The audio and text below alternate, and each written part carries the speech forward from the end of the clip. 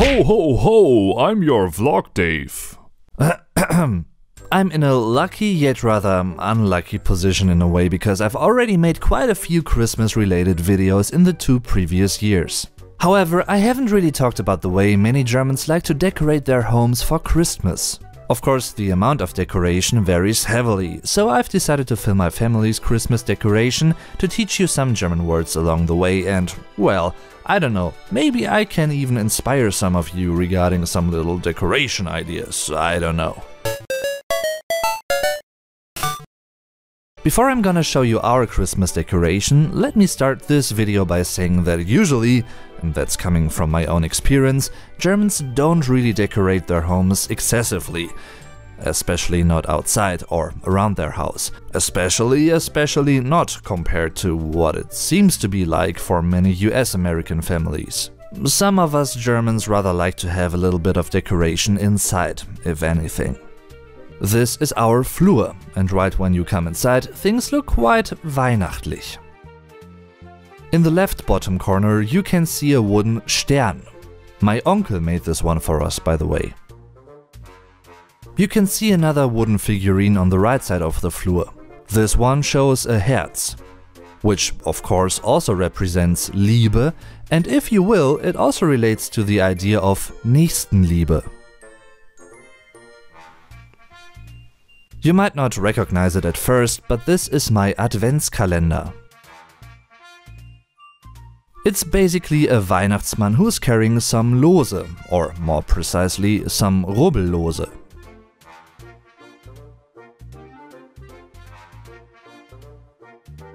This is a kind of decoration that I also really like quite a lot, because it's both rather unscheinbar and minimalistisch. Something I still find extremely schön and besonders is this, a Schneeflocke.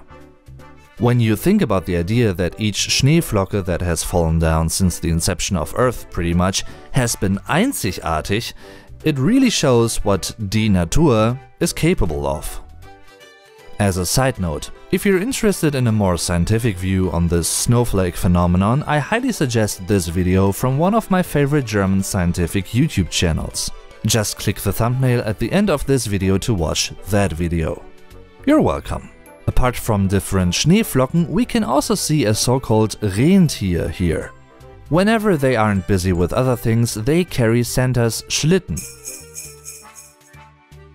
This little decorative Tuch combines 2 colors I strongly associate with Christmas, Gold and Rot. You might have seen it in a previous picture, but there's another Rentier hiding in the back of the Flur. And even though it's quite warm in here, it wears a Schal and also a Mütze. In case you haven't noticed by now, I already took these pictures several days ago, and that's why not all Kerzen on this rather alternative type of Adventskranz have been lit yet. And, well, even though it's not typically rund, there's still some Tannengrün around it.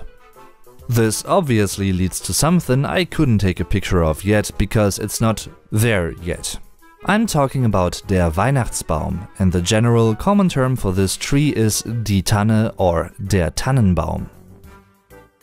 Last but not least, I'd like to tell you about my Christmas playlist with all previous and new videos I've made about the celebration of Christmas in Germany. This includes typical German Christmas songs I've sung with Get Germanized, oh yeah, that was fun, more German Christmas vocabulary and phrases, a vlog I filmed at a German Christmas market, and a very ambitious project, because I've retold the Christmas Carol by Charles Dickens in German. So thanks to everyone for checking out those other videos too. And of course, I don't want to end this video without wishing all of you a Merry Christmas! Ho ho ho! And Germans usually do it like this. They say Frohe Weihnachten! Oh yeah! Ho ho ho! Anyway, thanks for watching everyone. I'm your Santa Dave. Tschüss und bis zum nächsten Mal. Hallo zusammen, ich bin euer Vlog Dave. And today we're gonna sing 5 German Christmas songs. And who is we? Well, it's me, Vlog Dave, and it's him, Vocal, aka Get Germanized. Hello! Yes, let's begin. Ho ho ho! Ho ho ho ho ho ho.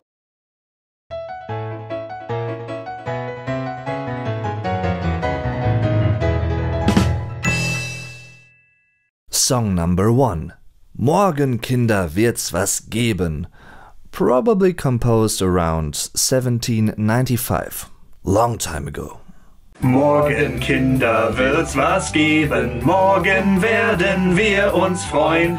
Welch ein Jubel, welch ein Leben wird in unserem Hause sein. Einmal werden wir noch wach, heißer, dann ist Weihnachtstag. Song number 2. Klingglöckchen, klingelingeling. Yeah, we're serious. Composed in the 19th century. Klingglöckchen, klingelingeling, Klingglöckchen, kling.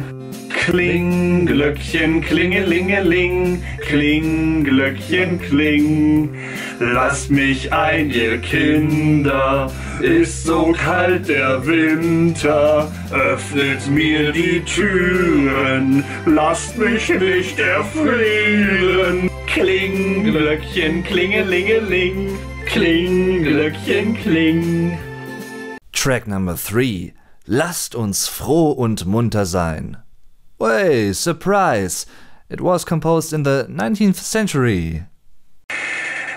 Lasst uns froh und munter sein und uns echt von Herzen freuen. Lustig, lustig, tralalala, bald ist Nikolausabend da. Bald ist Nikolausabend da. Ja, wir können nicht singen. And composition number 4. Leise rieselt der Schnee. Composed in the 19th century. But at the end of the 19th century, ladies and gentlemen. Leise rieselt der Schnee, still und starr ruht der See. Weihnachtlich glänzet der Wald, freue dich, Christkind, komm bald. Alright guys, thanks for watching. If you wanna hear 5 more German Christmas songs, well, look for a video on Vuko's channel Get Germanized, link in the description, or either click his face, and well, hope you enjoyed it. If you knew those songs, let us know in the comments down below, and have a Merry Christmas! Ho, ho, ho. Frohe Weihnachten! Thanks for watching again. Bye! Heißer, dann ist Weihnachtstag. Das geht auch, perfekt. Ja. Ein Take.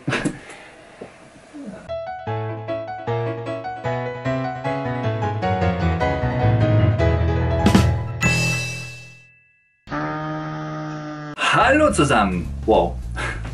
3, 2, 1. 3, 2, 1. Lasst uns froh. Nochmal. Also. 3, 2, 1. Wir sind schön bescheuert. Ja. Lustig, lustig. Tralalala. Bald ist Nikolausabend, aber das war's auch schon. Nicht lustig, der See, weihnachtlich glänzt der Wald, freue dich, Christkind, komm bald. Leise rieselt der Schnee. Warte nochmal. Leise rieselt der Schnee, still und starr ruht der See. Freue dich, Christkind kommt bald. Oh ja. Freue dich's ist aber falsch. Leise rieselt der Schnee, still und starr ruht der See. Weihnachtlich glänzet der Wald. Freue dich, Christkind kommt bald. Freue dich's ist so geil. Still und starr ruht der See. Also ruht er nicht. Wir müssen ruhig darstellen. Wir machen etwas mit viel Bewegung. Ruhig. Guck mal, wie ruhig der ruht, der See. Leise rieselt der Dave. Still und starr ruht der See. Das hört sich zu schlecht an. Still und starr ruht der See. Fein, das hört sich so schlecht an. Wir können nicht so tief, wie die das wollen. Leise rieselt der Schnee. Ja, da rieselt er. Ganz leise. Das letzte Lied, ne? Komm, das kriegen wir hin.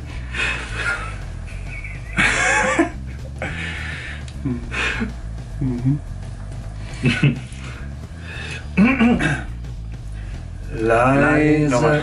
3, 2, 1. Go! Find a link to the full first proper part on Vuko's channel in the video description and find a link to my part 2 in the video description too. And I hope you enjoyed the bloopers as much as we do. Or we always do. Fröhliche Weihnachten. I'm your Vlog Dave. Tschüss und bis zum nächsten Mal. Hallo zusammen, ich bin euer Vlog Dave. Letztes Wochenende war ich mit meinen Freunden Get Germanized, Sergio, Ines und Jasmin in Bremen. Dort sind wir unter anderem über den Weihnachtsmarkt gegangen und hatten viel Spaß. In diesem Vlog seht ihr daher ein paar Momente dieses richtig schönen Wochenendes. Viel Spaß!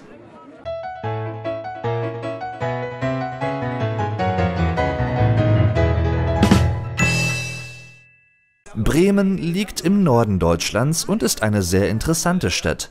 Das Besondere an dieser Stadt ist übrigens auch, dass sie gleichzeitig eine Stadt und ein deutsches Bundesland ist. Dasselbe gilt auch für Hamburg und Berlin. Heute leben in Bremen ca. 575.000 Einwohner. Guck mal, der pirscht sich einfach an hier. Ja, natürlich. Alljährlich in der Vorweihnachtszeit gibt es in vielen deutschen Städten sogenannte Weihnachtsmärkte. Ein Weihnachtsmarkt wird oft in der Fußgängerzone einer Stadt aufgebaut. Dort gibt es, ähnlich wie auf einem Jahrmarkt, verschiedene Stände, an denen man Speisen oder Getränke kaufen kann.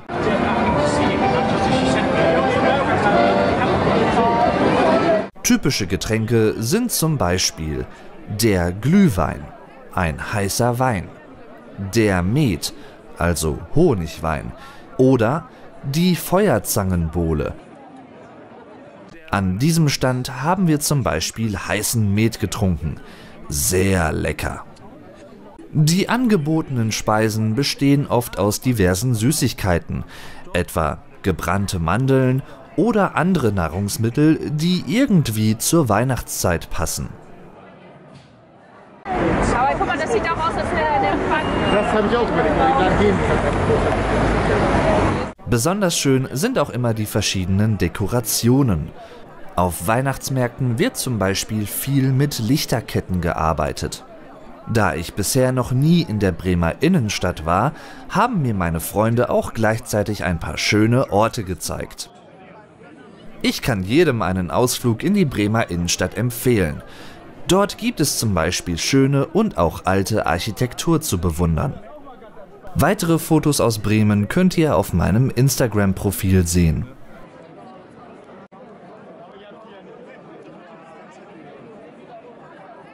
Neben einem Ausflug zum Bremer Weihnachtsmarkt haben wir auch noch andere Dinge unternommen. Wir haben zusammen Cocktails getrunken, haben an einem Rippchenbuffet teilgenommen, sind in einer Bar und einem Irish Pub gewesen, in dem ich übrigens zum ersten Mal ein Irish Stout getrunken habe. Sehr lecker. Und wir waren auch im Kino. Im Pub habe ich mir übrigens das Lied Everlong der Foo Fighters gewünscht. Die sind eine meiner Lieblingsbands. Der Musiker hat den Song dann auch für mich gespielt und dann riss eine Gitarrenseite. Was für ein Glück.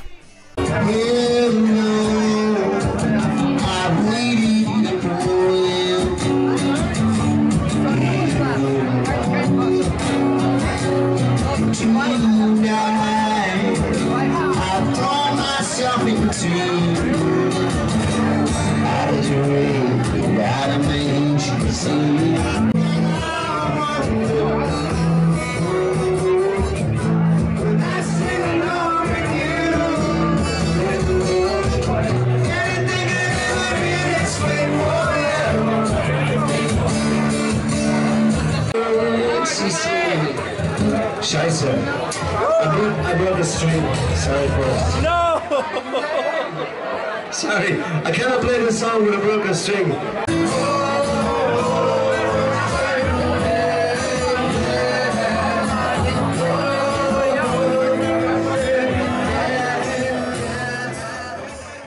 Das gesamte Wochenende war einfach nur saugeil, um es mal sehr umgangssprachlich auszudrücken. Diese schönen Tage mit meinen Freunden werde ich lange in Erinnerung behalten. Ihr findet in der Videobeschreibung neben Social Media Links übrigens auch die Adresse meiner PO-Box, falls ihr mir etwas schicken möchtet. Die erste Adresse ist dabei für Postkarten und Briefe, die zweite Adresse nur für Pakete. Danke fürs Zusehen. Ich hoffe, euch hat dieser deutsche Vlog gefallen. Hoffentlich könnt ihr so auch euer Deutsch ein wenig verbessern und anschaulich lernen. Eine schöne Weihnachtszeit wünscht euch euer Dave. Ho, ho, ho! This is Santa Dave, and today I wanna teach you some German Christmas vocabulary. Yes! Frohe Weihnachten, Weihnachtsmann! Yay! Oh.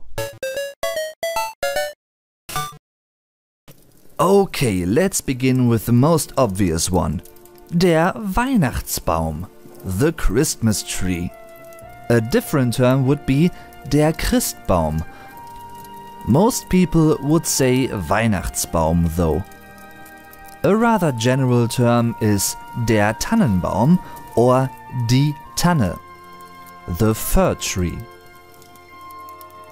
A very important verb for this and other Christmas decorations is schmücken, to decorate. Instead of schmücken, you could also say dekorieren. Ich dekoriere den Weihnachtsbaum. I'm decorating the Christmas tree. So the sentence Ich schmücke den Weihnachtsbaum means the same. A passive construction would be Der Weihnachtsbaum wird geschmückt. The Christmas tree is being decorated.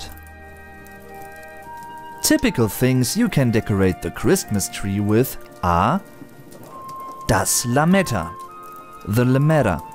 Das Lametta is mostly used as a singular word only. You could also refer to this as die Lametta-Girlande, for die Girlande is the garland or the swag. Plural, die Girlanden. Die Christbaumkugel. Plural, die Christbaumkugeln. The bauble, or the Christmas tree ball, or the Christmas glitter ball. That depends on which balls you have. Shaved ones, or, you know, oh no, wrong context. I'm sorry. Die Lichterkette, the fairy lights. Plural, die Lichterketten. And by the way, the fairy lights is only plural.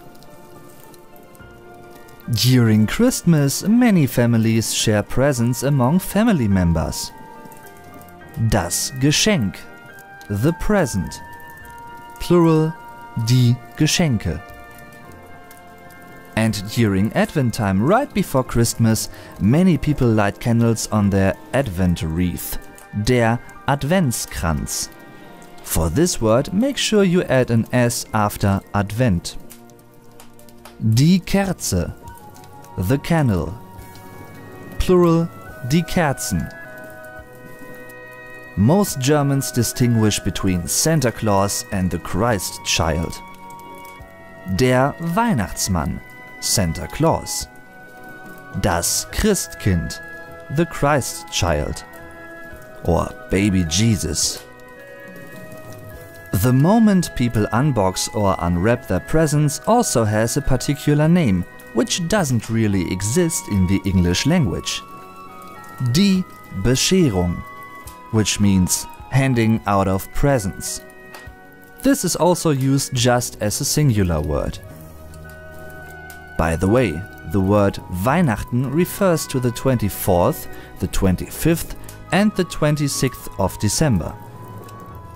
The evening of December 24th has a specific name, der Heiligabend, which is mostly used without the article. So people might say something like Es ist Heiligabend and not Es ist der Heiligabend. It's Christmas Eve. And now to a very important thing. If you want to wish someone a Merry Christmas, you can do that in many different ways. The most common phrase might be Frohe Weihnachten. And Weihnachten is plural here. A derived form would be fröhliche Weihnachten. It means the same, although the adjective froh refers to a rather strong inner feeling, and fröhlich is a happy expression people can see in your face. This semantic difference, however, doesn't matter in this case. A different form, which also means Merry Christmas, is Frohes Fest or Frohes Weihnachtsfest. For Fest, meaning celebration, is referring to the celebration of Christmas. Next to the same meaning, all those options have something in common as well. They are mainly used without a whole sentence structure.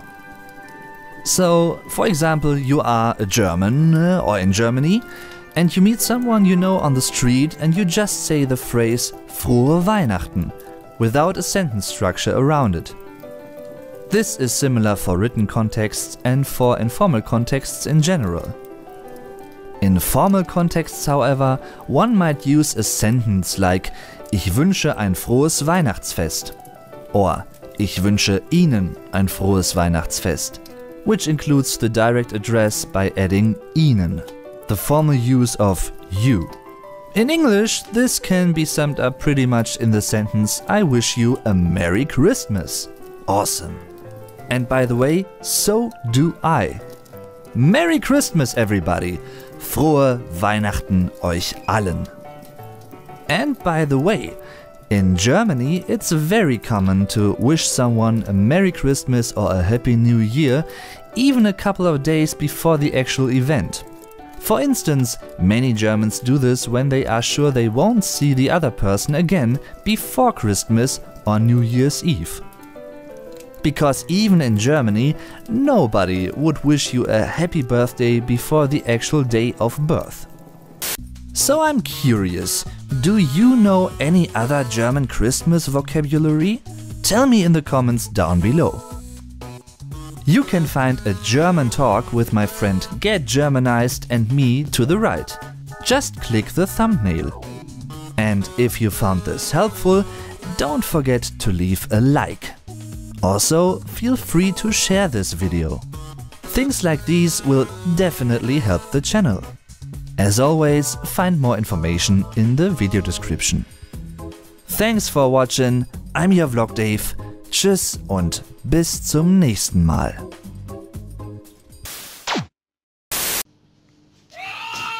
Wow. Hi, ich bin's wieder, euer Vlog Dave. Heute backen wir zusammen ein paar Kekse. Ja!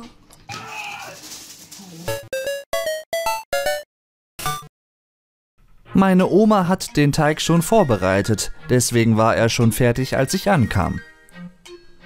Damit ihr diese Plätzchen bei Bedarf nachbacken könnt, hier einmal die Zutaten für 10 Portionen.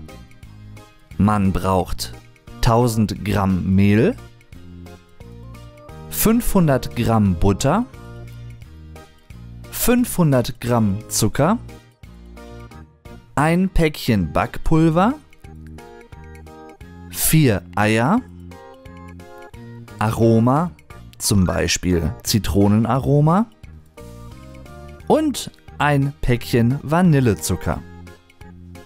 Wenn man möchte, kann man die Kekse nachher auch noch mit Schokolade verzieren.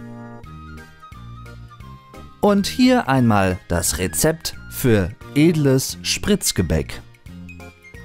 Butter mit Zucker und Eier schaumig rühren. Vanillezucker, Zitronenaroma, Backpulver und Mehl dazugeben.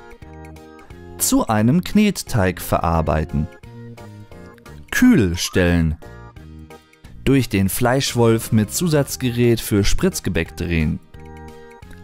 Backblech mit Backpapier auslegen und die Plätzchen darauf legen. Backzeit ca. 15 Minuten bei 180 Grad Celsius. Nach dem Abkühlen mit der dunklen und weißen, im Wasserbad geschmolzenen Kuvertüre verzieren. Das kann man machen, muss man aber nicht. Die Arbeitszeit für die Plätzchen beträgt ca. 45 Minuten. Nach dem Backen sollten die Plätzchen circa 1 Stunde lang ruhen und abkühlen. Der Schwierigkeitsgrad dieses Rezeptes ist normal.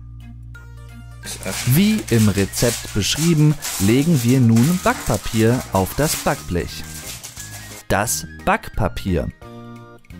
Das Backblech. Plural die Backpapiere.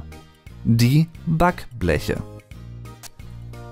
Dieses merkwürdige Gerät vor mir ist ein Fleischwolf. Der Fleischwolf.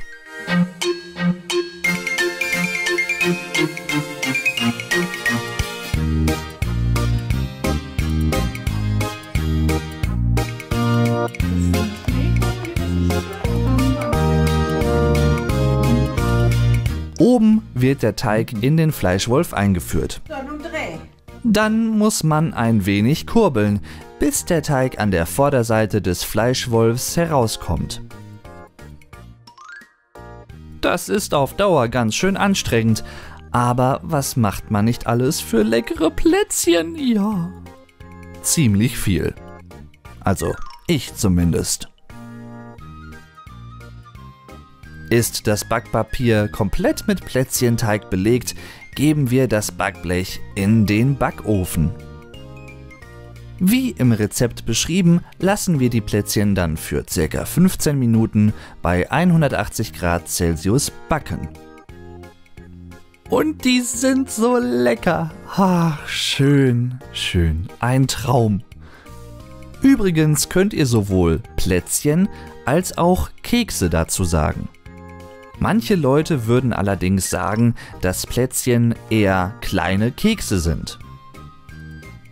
Trotzdem wird jeder verstehen, was ihr meint, egal ob ihr Plätzchen oder Keks sagt. Das Plätzchen. Der Keks. Plural, die Plätzchen, die Kekse.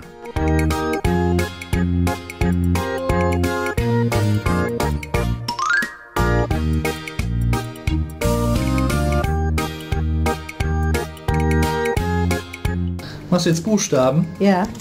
Kann auch ein U sein. Noch ein S. Sin oder ein N. Sins. Was ist das denn? Rückstock. Was ist eine Geheimsprache? Du möchtest mir irgendwas Geheimes mitteilen. Eine Geheimbotschaft. Oh, SOS kannst du daraus bilden. SOS. Sie. Oh, sie.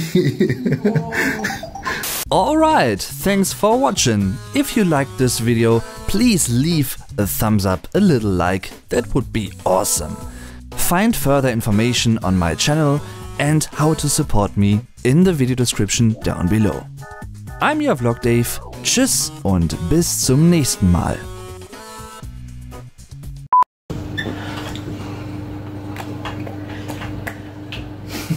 Was denn?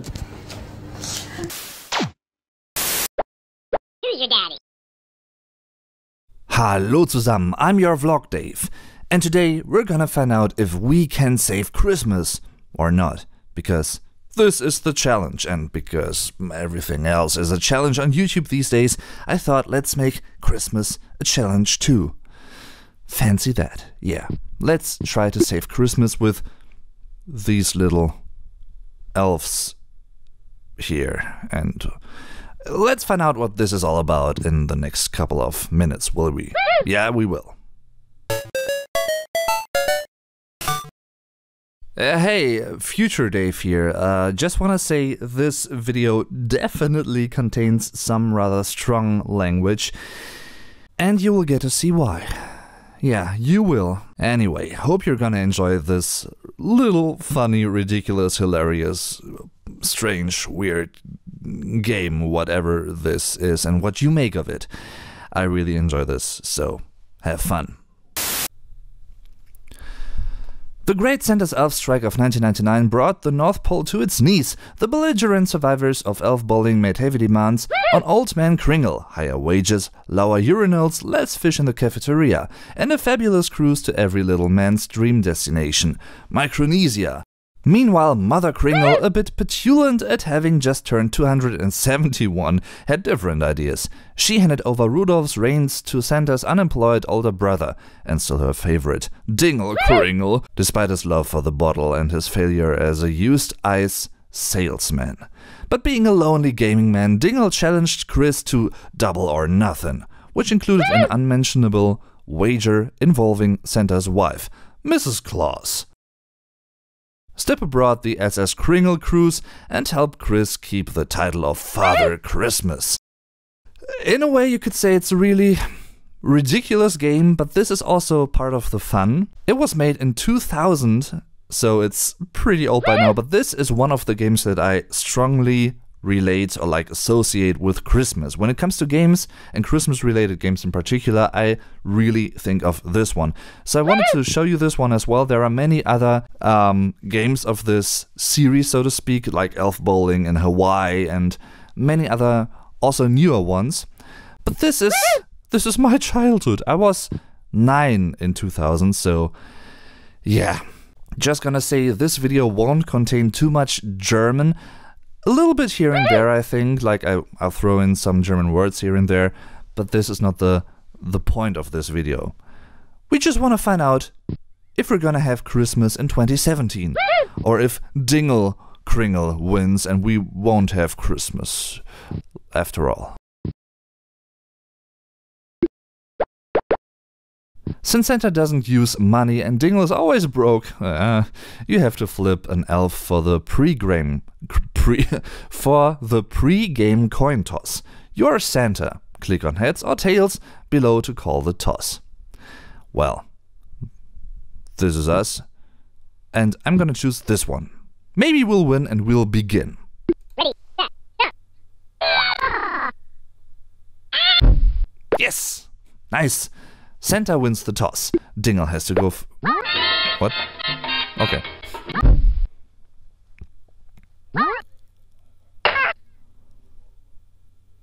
No. Aha ha ha ha ha. Pech gehabt. We say in German. So, yeah. This is pretty much Elf Bowling too. There are many different parameters that you can, or you should keep in mind, basically. There are penguins on this little iceberg, der Eisberg, and you can shoot them, and this apparently gives us like 10 points each, or like 5 points, I'd say.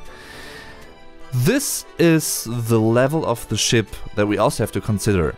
I mean, we don't need to, but we should, because this really helps us to, well, throw the der Kegel, or like these elves, around across the ship. And as we can see on the left side of the screen, there are different regions with different points, different areas, so to speak. If we land an elf in this 100 area, this will give us 100 points. And if we're gonna land an elf in the 200 area, this will give us 200 points. But we can also be kicked out by Dingle's elves. So that is the difficulty here. There are 3 rounds. I'm gonna show you how this works in the first real quick round, and then we're gonna get serious. Ja, dann wird es ernst. Haha. Yeah. This is the strength meter, so to speak, and I need to click the mouse at the right time, because otherwise they will go off board, or like into the Rinne, so to speak, in das Rinnsal, or they won't go really far and we won't get any points either. Let's try this. Oh, this is pretty decent. 200! Haha, 200! Juhu!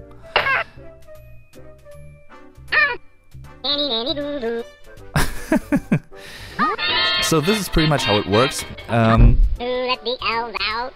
Booyah! Booyah! Who let the elves out? Booyah! Did you know your boss is reading your email? Who let the elves out?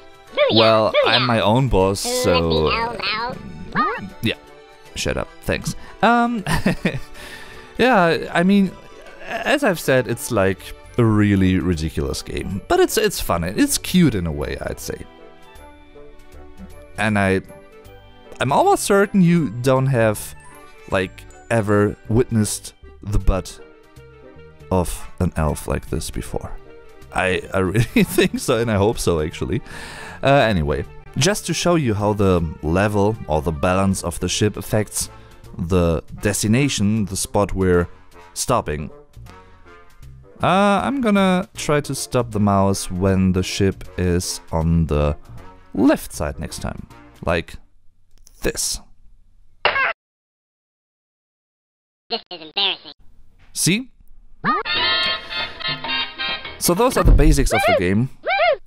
What? Oh yeah, and some elves actually give us double points.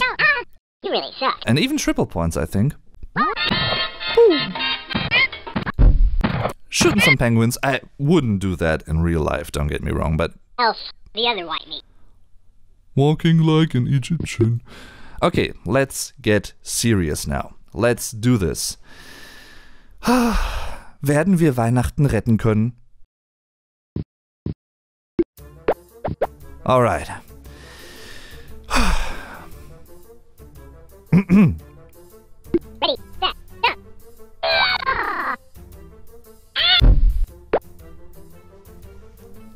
I have to go first. Oh.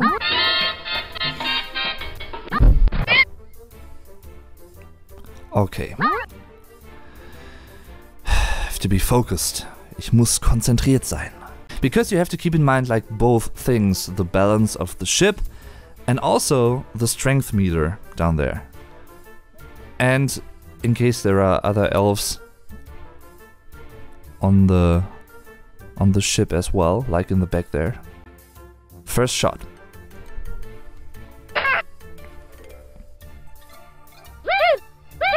Nice. No.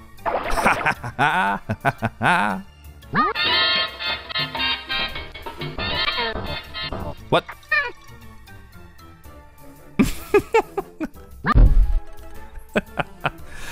Yeah, well, that was bad luck for him, I guess. Did you know your boss is reading your email? Da haben wir Glück gehabt. Okay, let's see.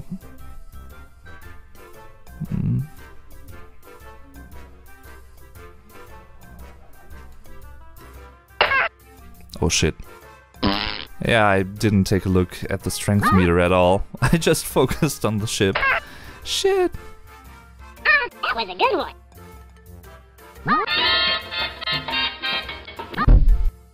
Hey, Pringles. But I mean, we can try to basically push him further down the line, so to speak. Goodbye. Shit. Oh, that was bad. No! No, no, no! No, double points. I feel good. Tiny bubbles. What? Tiny bubbles. What is he singing? Tiny bubbles. What? Tiny bubbles. You know, yeah, okay. So this is our final elf that we have. We always have 4 elves per round, so yeah. Ich bin angespannt. 100. Nein, no! I need to shoot some penguins real quick.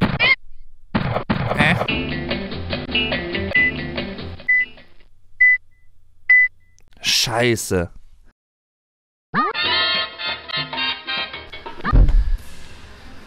Ah, nein. Verdammt. Goodbye. Ja. Okay. Round 2 of 3. Triple points. Okay. Oh, okay.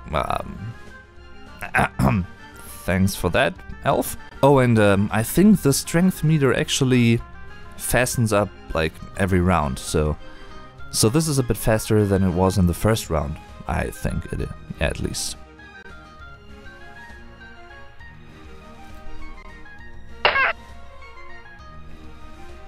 feel good. Yeah, I hope so. That was a good one. Hey, Pringles. I got laid. You got laid? Twice. Okay, yeah, why not? Thanks for telling me, TMI, but yeah.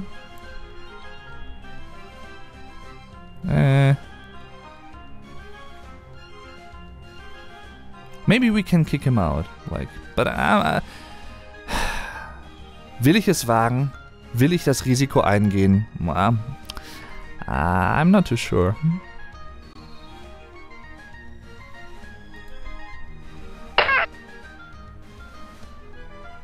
Wedgie.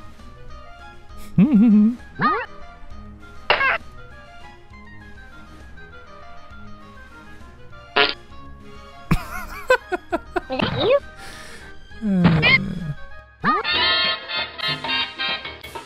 Who let the elves out? Who's your daddy? I know who my daddy is, but thanks. Thanks. I wonder if Santa is your daddy, actually. And he's doing this with his children. And... okay, let's... stop right here. Like... yeah, make up your own mind. I'd say. Ah, 200! Yes, nice! Geil! Oh, no! Smokes. What the f... are you serious? My triple points! Bye, bye. Bell. Oh! Bye. Kacke. Hey, want some crack? No!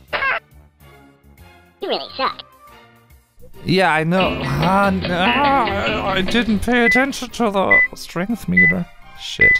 I mean, we can still win. This is a close one. We really need to get better. Shit. And look how fast it is right now. Like, that's ridiculous.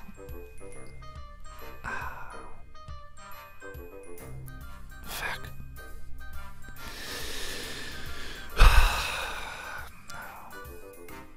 I don't want to click the mouse right now because this is... the pressure, the tension, everything. Shit. Let's stay in the middle for now.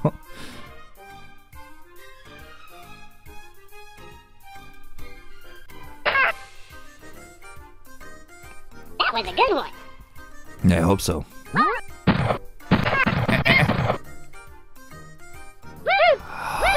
300!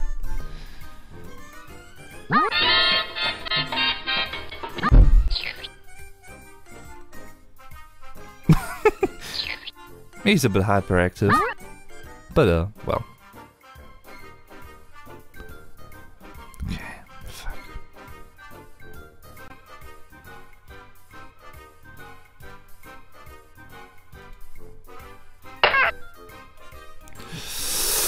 Wedgie. Okay. Yes! Hi there. So he loses one, right? Yeah. Because that can also happen. So we have pushed the first elf that we have actually thrown into the pot, so to speak, to the lottery pot, onto the 300 line. So that one should give us 300 points if all goes well. And we really don't know that yet. Fuck. Boy, this is like, I don't know if it's just me, but this is really intense.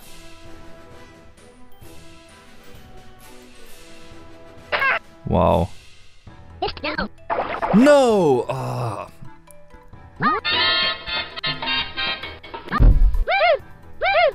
No, double points. Why? 200! What the fuck? Honestly.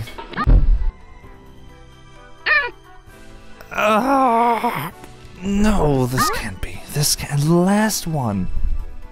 Oh. Holy cow. Oh, no. Why? Warum? Warum?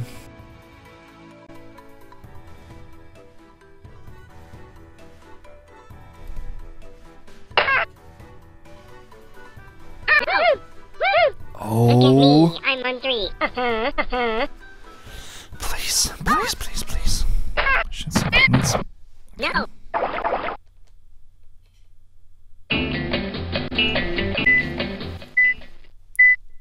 No. No. No.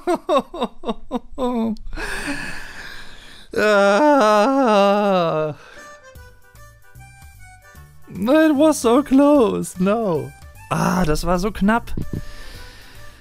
Yeah. So apparently, there are many kids on Earth that won't get presents this year.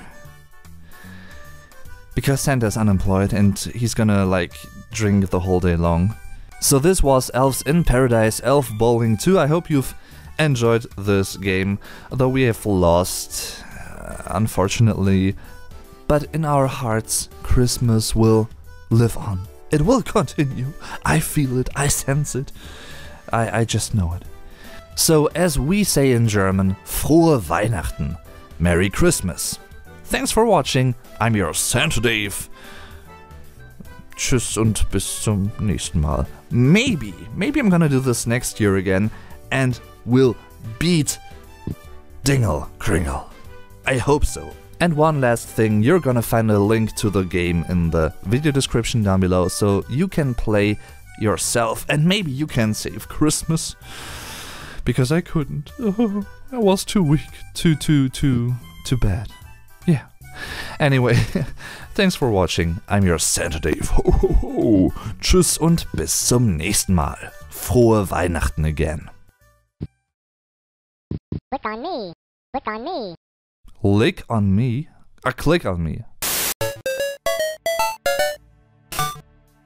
Ho ho ho! I'm your Vlog Dave and this is a Christmas special from me for you. Some of you might remember this because I have uploaded this in 2015, way back in time basically. But that was pretty much at the beginning of my channel, so not too many people knew me back then. Not that many people know me by now, but you get what I want to say. So I thought, well, since this took quite a lot of time, but it was also a lot of fun, and I want to share this with you guys, with many new viewers, with many new people who are, well, enjoying my videos here. You might like this. I've basically retold the famous Christmas Carol by Charles Dickens in German. So in this Christmas special I'm basically reciting my own German version of that story, and you're gonna see German and English subtitles on the screen so you can learn something and, well, just enjoy what you hear. So I hope you dig this, and I hope you don't mind that I'm re-uploading this as one whole video, because back then I actually split that up into 4 different videos, one for every Advent. And, well, yeah, have a very, very wonderful Christmas time with your family and your friends. And by the way, thank you all so very much for sticking with me, for watching my videos, for giving me feedback, for supporting the channel via liking my videos, via sharing my videos on social media with others, other forms of support obviously as well, such as PayPal or Patreon. That's also very, very appreciated, so thank you all so very much. I'm your Vlog Dave, enjoy the video. A Christmas Carol, eine Weihnachtsgeschichte von Charles Dickens. Er war längst nicht mehr der Jüngste, aber dennoch kam der Tod Jacob Marleys überraschend. Vor allem für Ebenezer Scrooge. Charles Darwin wäre stolz auf ihn gewesen, aber mit dieser Einschätzung wäre er spätestens jetzt sicherlich der Einzige gewesen. Denn Scrooge passte sich mit seiner abweisenden, egoistischen und kaltherzigen Art perfekt der kühlen Winterzeit an. Allerdings war er auch das restliche Jahr über sehr verbittert und interessierte sich mehr für sein eigenes Wohlergehen als für das seiner Mitmenschen. Eine Ausnahme war da Jacob Marley, doch sein Geschäftspartner und einziger Freund war mittlerweile seit 7 Jahren verstorben. Zwar gab es da noch Bob Cratchit, den einzigen Angestellten im Scrooge & Marley Warengeschäft, aber letztendlich stand Ebenezer Scrooge ziemlich allein da. Sein kleiner Neffe Fred jedenfalls versuchte es auch in diesem Jahr wieder. Er besuchte seinen Onkel Scrooge in seinem Laden, um ihm Weihnachtsgrüße zu überbringen und abermals zu versuchen, ihn zum jährlichen familiären Weihnachtsessen einzuladen. Und abermals, wie in den vergangenen Jahren, bekam der kleine Fred nur eine Antwort zu hören: Humbug! Traurig und enttäuscht zog Fred von dannen. Ebenezer Scrooge unterschied nicht.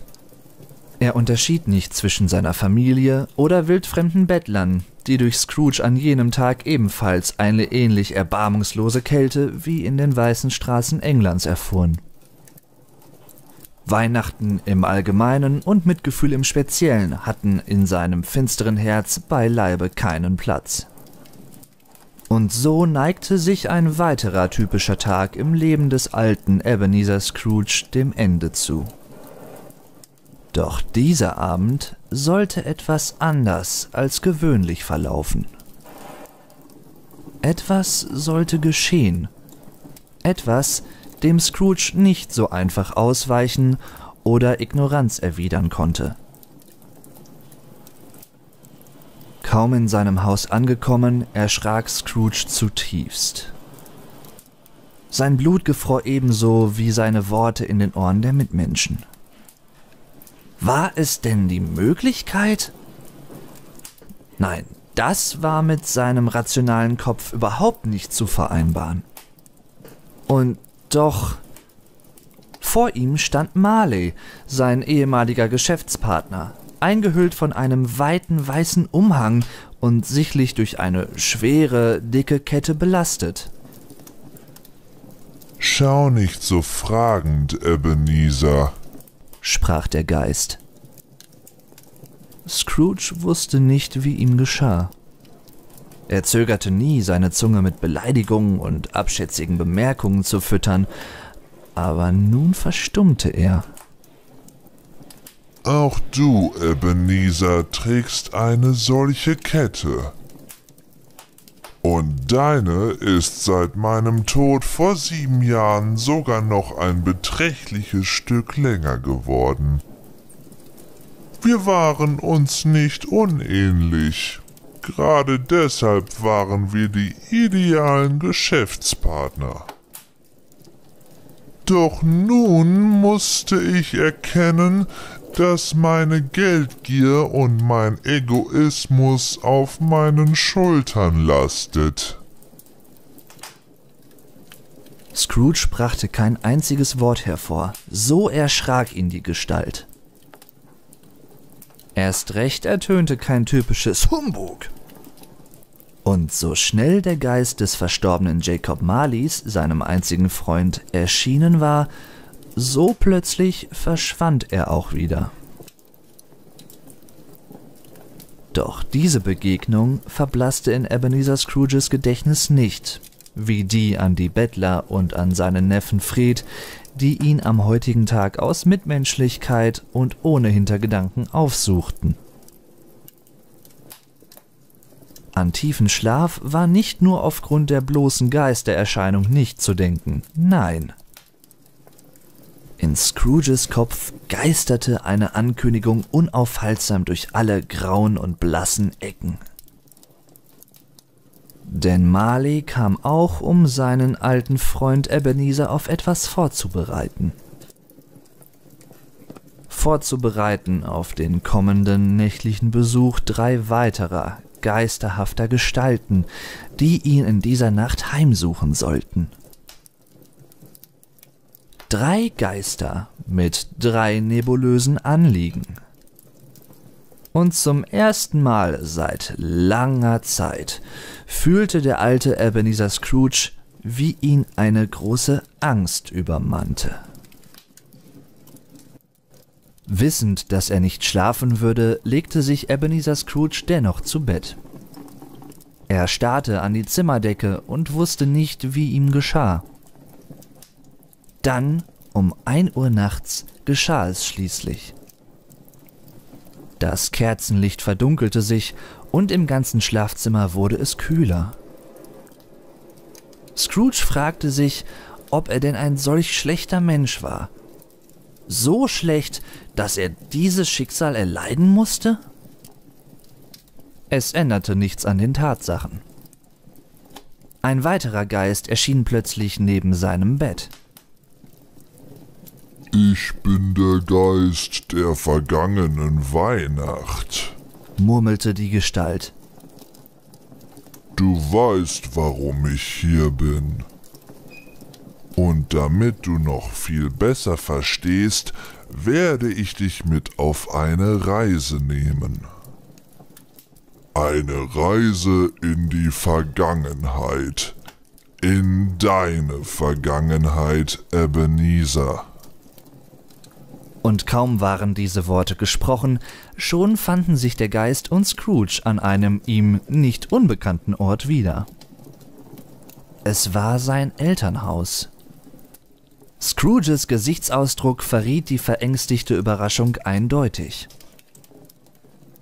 Er sah sich selbst als kleines Kind.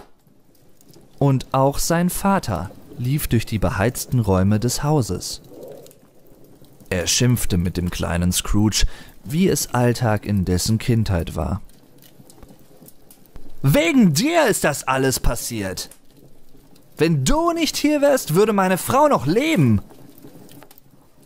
Scrooges Mutter starb während seiner Geburt und seither hatte ihn sein Vater dafür verantwortlich gemacht. Aber nicht nur Hass und Verachtung sah der alte Scrooge. In der Erinnerung aus seiner Vergangenheit sah er auch seine Schwester, die einzige Person seiner Familie, die ihn wirklich lieb hatte. Doch auch außerhalb des familiären Rahmens gab es Menschen, die Scrooge offen und freundlich begegneten. Und direkt tauchten der Geist und der greise Scrooge in eine weitere Erinnerung ein. Nun fanden sie sich im Betrieb seines Ausbilders wieder. Mr. Fezziwig hatte Scrooge eine Chance gegeben, an ihn geglaubt, ihn gefördert. Aus heutiger Sicht mag man es kaum glauben, aber die betrieblichen Weihnachtsfeiern gefielen damals allen, sogar Scrooge. Was war also passiert? Was hat dazu geführt, dass Scrooge ein so verbitterter und isolierter Mensch wurde? Scrooge lächelte, als er die fröhliche Weihnachtsfeier sah. Er lächelte zum ersten Mal seit sehr langer Zeit. Er sah viele alte Freunde, eine ausgelassene Stimmung. Leute tanzten und erfreuten sich ihres Lebens. Der Geist schien einen kleinen emotionalen Punkt im Herzen Scrooges entdeckt zu haben. Einen Rest an Empathie und dem Gefühl, sich durch die Gegenwart anderer geborgen zu fühlen. Doch der Geist wusste auch eines: Diese Erinnerungen allein reichten noch nicht aus. Der Vater, der ihm zeigen sollte, wie Hass einen Menschen verändern kann. Der Betrieb, der ihn akzeptierte, wie er damals war. Freundlich, aufgeschlossen, solidarisch. Die letzte Reise führte beide daher an einen Ort, der Scrooge weit mehr als die bisherigen berühren sollte. Eine Erinnerung, die Ebenezer Scrooge längst verdrängt, gar vergessen hatte. Eines Nachts im Park. Er und Belle. Belle war seine Freundin und sogar viel mehr als das. Er und sie waren sogar verlobt und liebten sich inniglich. Zumindest für eine gewisse Zeit, denn Belle merkte zunehmend, dass ihr Ebenezer sich verändert hatte. Und so sehr sich der heutige Scrooge zuerst gefreut hatte, seine alte liebe Belle wiederzusehen, so traf es ihn in Mark und Bein, dass dieses Treffen die Trennung der beiden war. Belle striff sich den Verlobungsring vom Finger und warf ihn vor die Füße des jungen Ebenezers.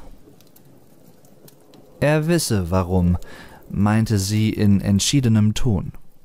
Für sie sei es kaum zu glauben gewesen, aber der Geiz hatte ihn völlig verändert. Hatte ihn die Freude der Weihnachtsfeier zuvor noch ein Lächeln entlockt, weinte der alte Scrooge nun bitterlich. Er wandte sich zum Geist der vergangenen Weihnacht, als stünde er vor Belle. Er war es, der Belle nicht die Zuneigung zuteil werden ließ, nach der sie sich sehnte. Dann wurde es hell.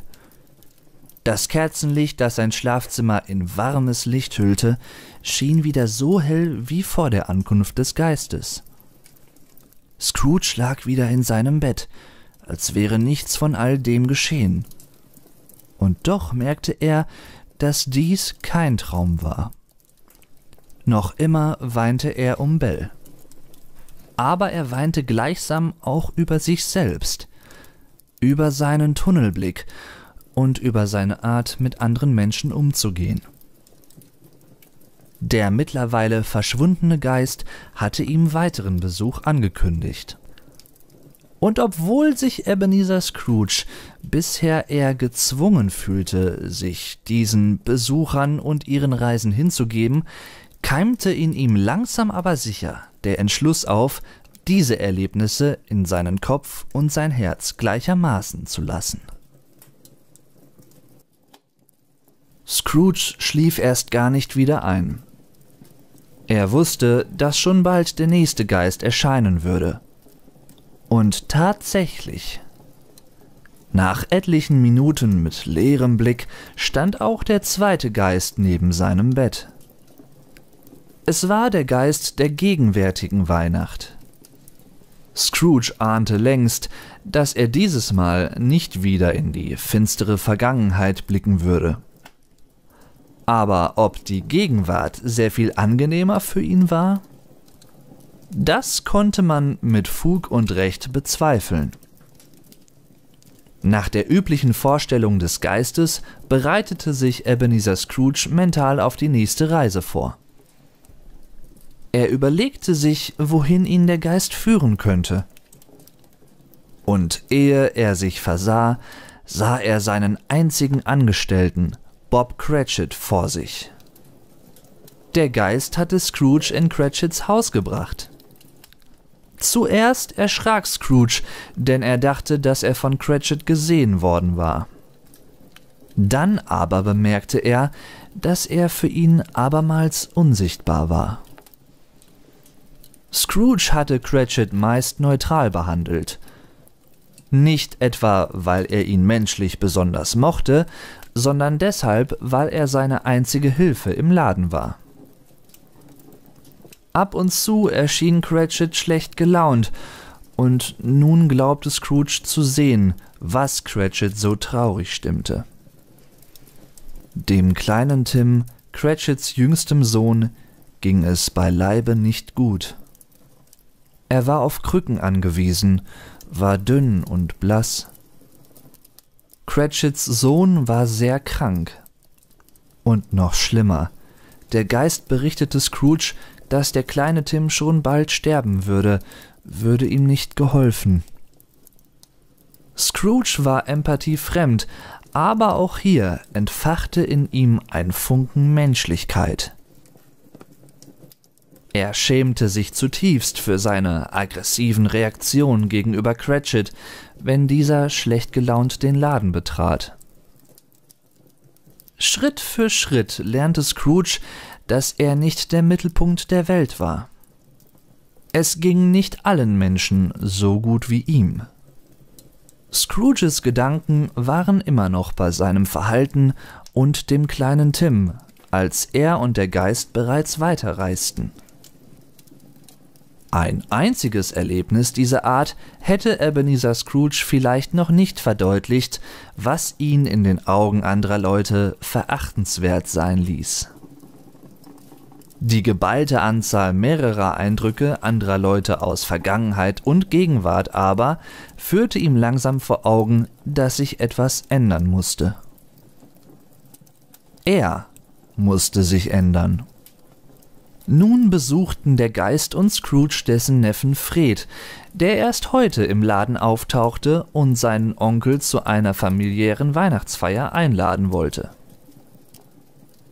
Als Scrooge sah, wie herzlich die Stimmung bei seinen Verwandten war, bereute er, den kleinen Fred so harsch abgewiesen zu haben.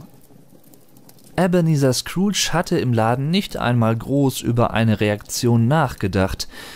Es passierte einfach automatisch. Er hatte sich sein abweisendes Verhalten angewöhnt, ohne es zu merken. Auch wenn er wusste, dass er für Fred und seine Familie unsichtbar war, setzte er sich zum Spiel, das sie spielten, hinzu.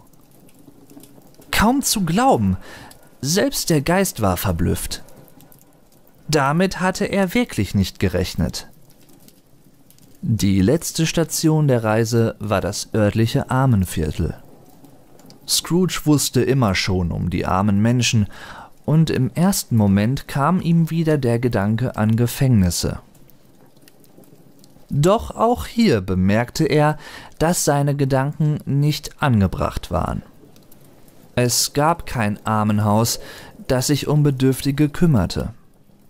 Und abermals wurde ihm bewusst, dass nicht alle Menschen finanziell unabhängig waren wie er. Von einem Moment zum anderen fand sich Ebenezer Scrooge in seinem Bett wieder, aber er wunderte sich längst nicht mehr. Ganz im Gegenteil. In ihm war ein Tatendrang entstanden. Ein Drang, etwas zu ändern. Die positiven Gedanken Ebenezer Scrooges hielten jedoch nicht lange an. Zu sehr hatten ihn die vergangenen Jahre verbittert. Seine Vorsätze wichen allmählich wieder den bekannten Einstellungen. Er zweifelte. War all das nicht doch nur ein Traum? Wollte ihm sein Gewissen einen Denkzettel verpassen? Dann erschien der dritte und letzte Geist. Es war der Geist der zukünftigen Weihnacht. Er trug einen schwarzen, langen Mantel und eine Sichel. Sein Gesicht war nicht zu erkennen. Etwas widerwillig, dann aber doch freiwillig folgte Scrooge dem Geist auf die letzte Reise der Nacht. Scrooge befand sich nun auf einem Treffen mehrerer ihm bekannter Geschäftsmänner. Er hörte, wie sie pietätlos über einen verstorbenen Kollegen lästerten. Der Geist hingegen war auffällig wortkarg. Ebenezer Scrooge wusste nicht, was er aus diesem Erlebnis lernen sollte. Dann reisten beide in ein An- und Verkaufsgeschäft.